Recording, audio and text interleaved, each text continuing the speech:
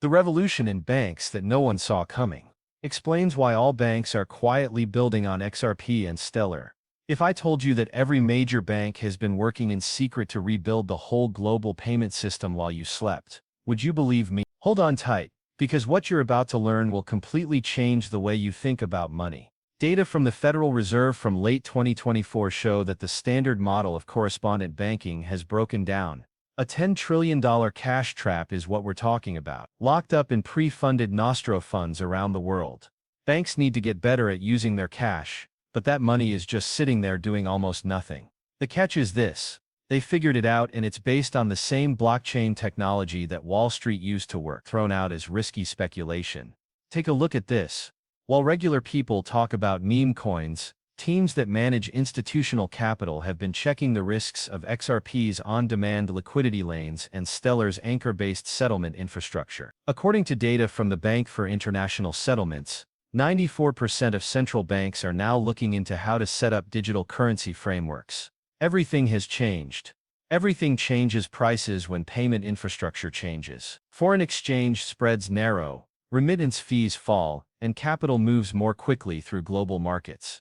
The organizations that control these new flows get huge benefits in the market. Every bank has to deal with the $36 billion situation. Now let me explain what the financial services modernization problem is all about, causing this change to happen. McKinsey's most recent institutional study shows that in 2022, global banks spent $36.7 billion just keeping old payment systems running. This amount will grow to $57 billion per year by 2028.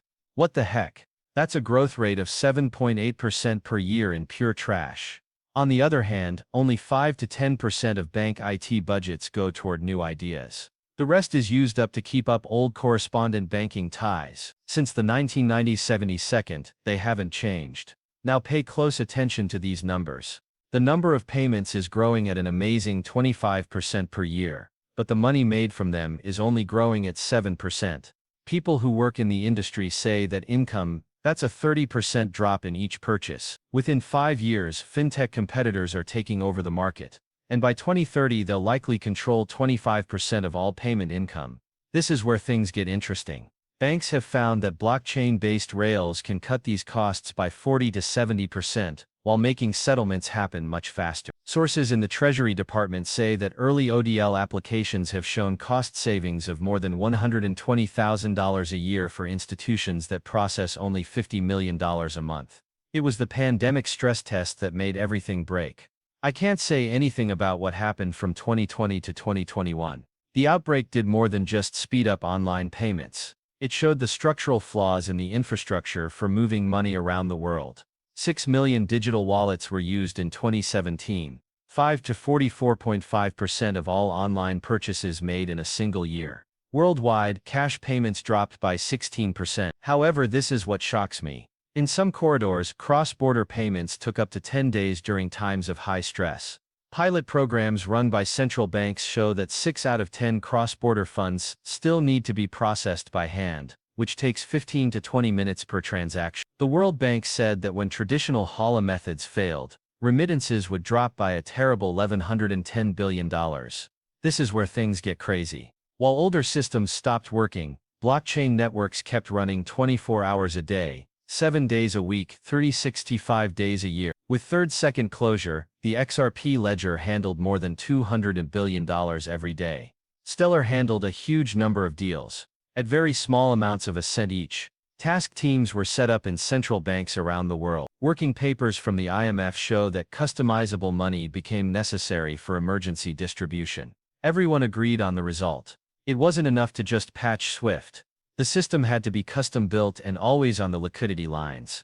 XRP's on-demand cash is changing the game. That took place just now. By the middle of 2025, Ripple's business network had grown to include more than 300 banks in over 110 countries. Here's what small buyers miss though. It's no longer just talk. More than 20 banks are using on-demand liquidity to make things across 50+ busy corridors. Let me describe how the cross-border settlement optimization works. Common types of correspondent banking needs huge pre-funded accounts in many different currencies. ODL turns this model on its head. Change the source currency to XRP. It takes less than 10 seconds to send across the XRP system. Use local exchanges to change to the target currency. I can't believe how much capital productivity has improved. Banks can make good use of the billions of dollars that were stuck in nostro account optimization by lending and investing them instead.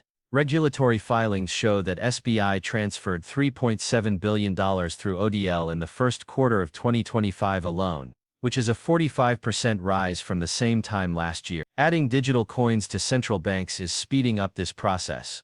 The Georgia National Bank chose Ripple for its trial program for digital lari.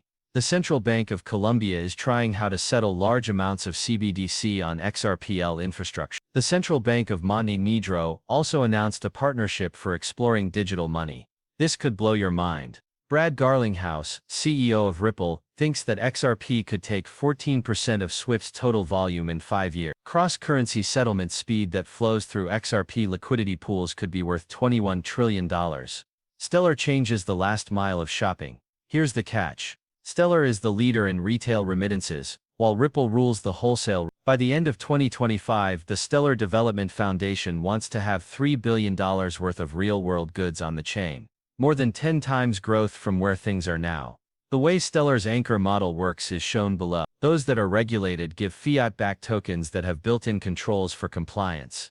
There are now more than 500 bases in more than 50 countries that work with dozens of currencies, from USD and UR to NGN and GHS, which are regional tokens. Over the course of 3 years, MoneyGram has helped people in over 170 countries convert nearly $30 million in cash to USDC. But protocol-level foreign exchange volatility protection through native order books is what really makes this a big step forward. Aha! Stellar's network can instantly send payments through a number of different asset pairs.